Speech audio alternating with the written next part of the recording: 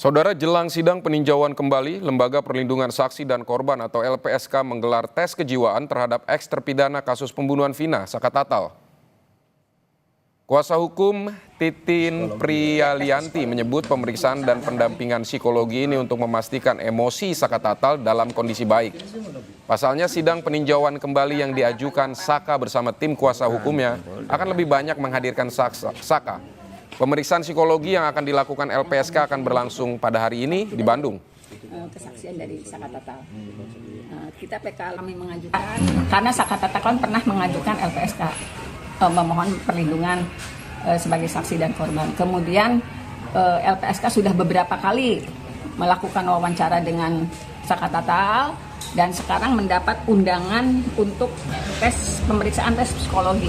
Kenapa ini harus dilakukan? Karena memang Sakatatal dengan mohon maaf perlakuan yang diterima di 2016 saat dia ditersangkakan sebagai pelaku pembunuhan dan pemerkosaan di tahun 2016, kadang-kadang kan kalau diajak bicara masa lalunya itu emosinya langsung naik, aura kemarahannya terlihat. Nah, sedangkan menjelang sidang PK ini kan kita juga membutuhkan Sakatatal dalam kondisi yang sangat tenang gitu, bisa menuturkan dengan baik. Kita meminta bantuan LPSK dan LPSK ternyata terbuka menerima Sakatatal termasuk undangan tes psikologi ini yang akan dilaksanakan besok jam 10 di Bandung. Untuk mengetahui perkembangan kasus pembunuhan Vina dan Eki, kita sapa dua jurnalis Kompas TV, ada Dian Silitonga di Bareskrim Polri dan Muhammad Syahri Romdon di Cirebon, Jawa Barat. Kita ke Bareskrim terlebih dahulu, ada Dian. Dian, bagaimana tindak lanjut dari pelaporan Ibtu Rudiana ke Bareskrim Polri? Apa harapan dari para terpidana kasus Vina? Vidi, kemungkinan kalau hari ini berkas laporan polisi terkait dengan Ibtu Rudiana masih ada di Biro Operasi Sentra Pelayanan Kepolisian Terpadu atau SPKT, karena baru saja kemarin Dirtipidum Bareskrim Polri Brigjen Juhandani menyampaikan bahwa Direktorat Tindak Pidana Umum Bareskrim Polri belum menerima berkas laporan terkait dengan Ibtu Rudiana. Tapi kalau laporan ini ditangani secara cepat, mestinya hari ini laporan tersebut sudah diterima oleh Ditipidum Bareskrim Mabes Polri. Kalau nantinya laporan betul sudah diterima oleh bagian tindak pidana umum Bareskrim Polri, tentu penyidik nanti akan langsung mempelajari atau menganalisis laporan tersebut. Apakah betul ada unsur pidananya atau tidak. Kalau nanti memang berdasarkan kecukupan alat bukti dinyatakan laporan tersebut mengandung unsur pidana, tentu nanti akan langsung dikeluarkan surat perintah penyidikan dan akan ada pihak yang ditetapkan sebagai tersangka. Nah, karena yang dilaporkan ini merupakan anggota aktif Polri, tentu nanti akan ada prosedur berbeda yang akan dilakukan oleh pihak kepolisian. Kita tahu dalam hal ini Ibtu Rudiana dilaporkan setidaknya terkait dugaan adanya ketidakprofesionalan saat penyidikan awal kasus pembunuhan Vina dan Eki pada 2016 silam. Diduga atau pihak terpidana pembunuhan Eki dan Vina ini menduga bahwa Ibtu Rudiana memberikan keterangan palsu pada proses penyidikan awal, kemudian juga melakukan kekerasan berupa penganiayaan dan juga penyiksaan terhadap para terpidana untuk mengaku berperan sebagai tersangka dalam pembunuhan kasus Vina dan Eki.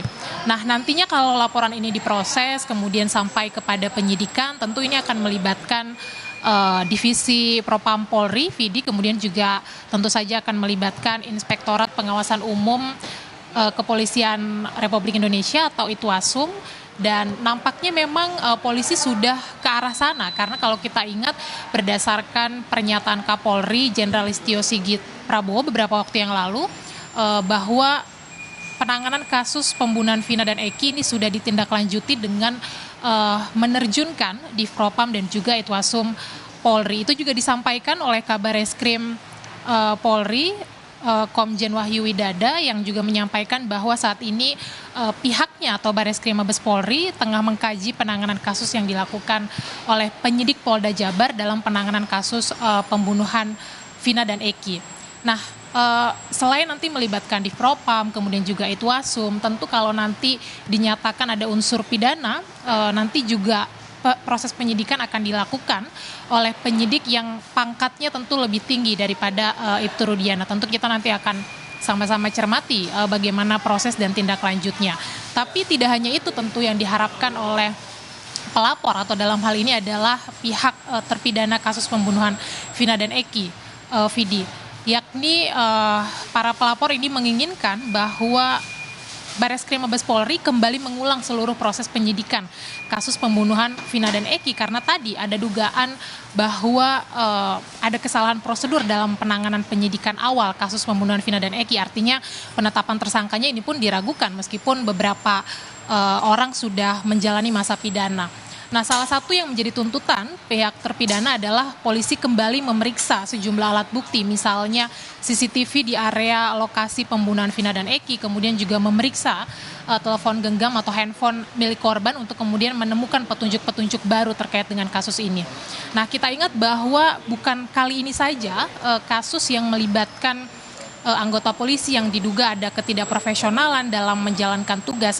Masih segar di ingatan kita sebelumnya juga ada kasus pembunuhan Brigadir Yosua yang melibatkan anggota Polri. Nah, penanganan kasus ini nanti tentu akan menjawab begitu ya keraguan publik, menjawab juga apakah publik masih bisa percaya terhadap kredibilitas Polri. Kita nantikan bersama nanti tindak lanjutnya. Vidi. Baik Dian, terima kasih. Tapi tahan dulu, kita akan ke Cirebon, ada Syahri Ramdon. Syahri, bagaimana persiapan pemeriksaan tes kejiwaan Saka Tatal hari ini? Ya, baik Vidi di studio dan juga saudara, selamat siang. Memang hari ini Saka Tatal melakukan menjalani pemeriksaan tes kejiwaan yang dilakukan oleh LPSK, Lembaga Perlindungan Saksi dan Korban, yang berlangsung di Bandung, salah satu hotel di Bandung. Titin sebagai kuasa hukum dari Saka Tatal telah mendapatkan surat panggilan tersebut kemarin. Dan pagi tadi, Saka Tatal bersama Titin dan juga kakaknya Jaka itu berangkat dari Cirebon menuju Bandung. Dan saat ini sedang berlangsung.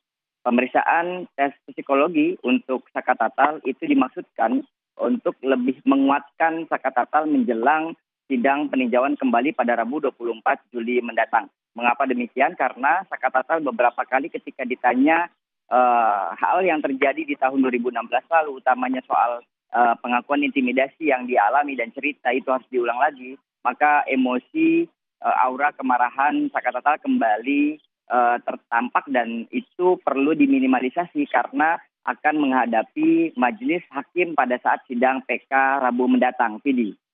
Baik, persiapan jelang sidang peninjauan kembali yang bakal digelar tanggal 24 pekan depan itu seperti apa?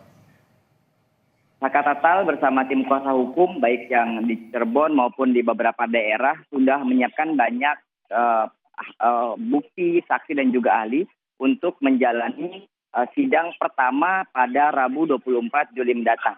Titin, kuasa hukum Saka Tatal, menyampaikan kepada kami dimungkinkan di hari Rabu mendatang agenda pertama adalah pembacaan memori PK. Artinya tim kuasa hukum akan memberikan seluruh pernyataan, bukti, 4 novum yang akan disediakan dan juga beberapa keterangan-keterangan yang akan mendukung jalannya atau pengajuan PK yang sedang mereka lakukan. Tidak hanya itu, mereka juga akan menghadirkan 4 orang saksi dan bisa jadi lebih karena mereka masih terus melakukan beberapa persiapan-persiapan. Beberapa di antaranya ahli yang akan dihadirkan adalah Reza Indragiri sebagai digital forensik, kemudian juga ada mantan atau ex Wakapolri Ugroseno, kemudian ada juga ex Kabareskrim Susno Duaji dan beberapa pakar hukum lainnya.